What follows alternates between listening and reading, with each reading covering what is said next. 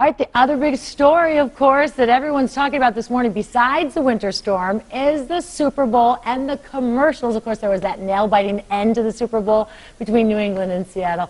And we do know that a lot of people always tune in for the ads, and that's why we invited our guests to be here today to break down the ones that are getting all the buzz. Let's take a look at this one from Dove.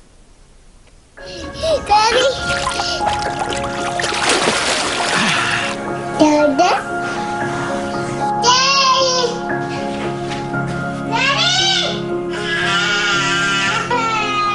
This is Dove's Ode to the Dads, and it's a real tearjerker for lots of folks. And Brian Rapp and Tina Clark from Roberts Communications are here to kind of discuss the hashtag Real Strength campaign, and it really came through.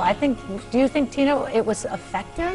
I think it was very effective. You know, there are a lot of mothers, mommy bloggers online. There are also a lot of dad bloggers, so it was nice to see some recognition for the dads in a wonderful light, and it had a very positive message too, which was great. Yeah, and Brian, you were saying this is kind of like dadvertising. Yeah, last night, it was all about the dads, and it's probably one of the best opportunities to reach, one huge audience of dads, but also this spot in particular and the other ones tested really well with moms. Yeah. So how will it translate into sales of Dove soap, I wonder?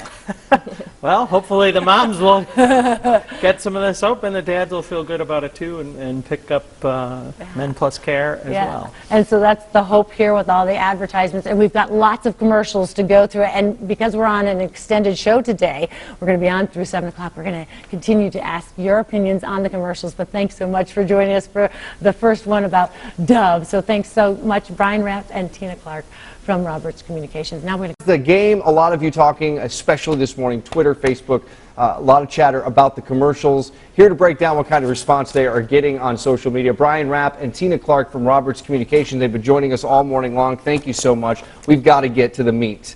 The big story this morning, that nationwide commercial, getting a lot of heat, that company this morning. Here's the reason why. Take a look. I couldn't grow up because I died from an accident. What?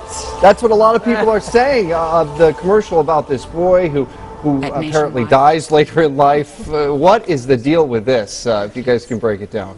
Very, very scary stuff, but if they were looking to create controversy online, they certainly achieved it, because lots and lots of people talking about that spot.